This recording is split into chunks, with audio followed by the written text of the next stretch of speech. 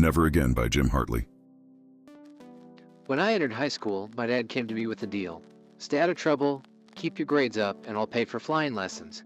Working evenings and weekends as a line boy at the FBO where my dad was service manager, and little time to find trouble.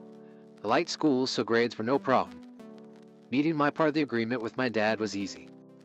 I started lessons a couple months before my 16th birthday. Having grown up at the airport, I had ridden in every airplane in which I could beg a ride, frequently handling the controls on flights with pilots who were family friends. Joe, the company's chief pilot, was my instructor. Folding his lanky frame into the right seat of a Cessna 150, he would tell me what to do, show me what to do, and then expect me to do it. And then there was his cigarette holder. 50 years later, I can still see it, black ebonite with gold trim holding an unlit Pall Mall. If things were going well, the cigarette holder would lazily loll up and down at the motions of the Cessna. If things were going badly, the cigarette holder, clenched in his teeth, would stick straight up as if at attention. My lessons went well. The cigarette holder remained at ease for the most part. I decided it would be very cool to solo on my approaching birthday, the first day the FAA regulations allowed. I scheduled a lesson for my birthday and let it be known around the hangar that I hoped to make my first solo during the lesson. I knew that Joe had heard about my plan.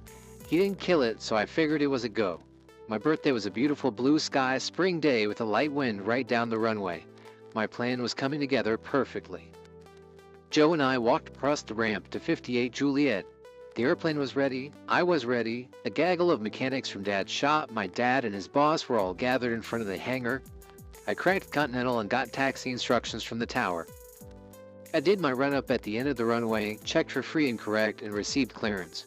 Joe asked for 3 touch and goes. Great. He always did that with a student about to solo. My confidence was rising. The first landing was a bit firm, but right on the numbers. The second was just past the numbers, but so soft.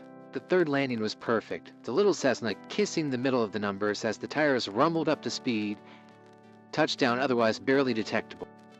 Joe pointed to the hangar. I taxied up and swung the Cessna around smartly, right in front of Dad and the whole group. So perfect. The Continental ticked over. Out of the corner of my eye, I could see Joe, jaw clenched, the cigarette holder pointing straight up. He drew a finger across his throat, shut it down. I was stricken. This is not how it was supposed to go. He is supposed to say, do 3, don't do nothing stupid, and meet in my office after. He should get out and I should taxi away, glorious in triumph. He growled, sit here until you figure out why you're not going to solo today. He unfolded himself out of the airplane, walked over to my dad, shook his head, and said a few words. I watched Dad, tight-lipped, turn and disappear into the hangar, along with the rest of my audience. I was stunned.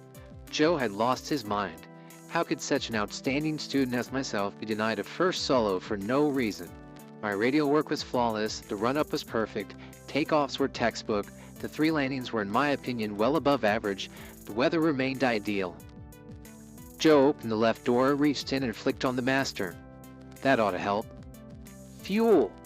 Both gauges registered empty. I hadn't checked fuel. We had flown the lesson with just enough fuel to do 3 landings. I had taken the airplane from the ready line, certain that it was ready to fly. One of our duties as line boys was to make sure that every airplane on the ready line was ready for the next customer. Full fuel, oil checked, clean windshield, clean interior, and a charged battery. Always, without fail. I had taken off without any thought of fuel, nor had I even glanced at the fuel gauges. After all, the airplane was on the ready line, and all airplanes on the ready line were ready. Always. I caught up with Joe. I can feel it in 5 minutes. Joe, with a tired expression, replied, not today. I slunk into our house hours later. Dad was at the dinner table with Mom. I said nothing. They said nothing. Had either of them spoken, I surely would have burst into tears. I went into my bedroom. A slice of birthday cake my mother had silently brought me was still on my desk the next morning. The next several days were crummy with murky skies and gusty winds. At last came a calm, gray day with enough visibility and ceiling to fly. Joe and I made 3 landings and returned to the ramp. He climbed out and said, do 3, don't do nothing stupid. 3 landings were adequately performed without an audience. I found Joe in his office. He handed me my logbook with his solo endorsement already inscribed. Not a word about the fuel debacle. I went home and found Dad and Mom again at the kitchen table. Dad looked at me. Go okay? I replied, yup. Not another word was said. Joe's lessons has stuck with me. In the 50 years since my first solo attempt, I have guarded against thinking I'm a big deal around airplanes. I'm just another pilot who knows a little bit about how airplanes work, and I'm a pilot that always sticks a finger in the fuel tanks during pre-flight to make certain that fuel that I know is there is in fact there.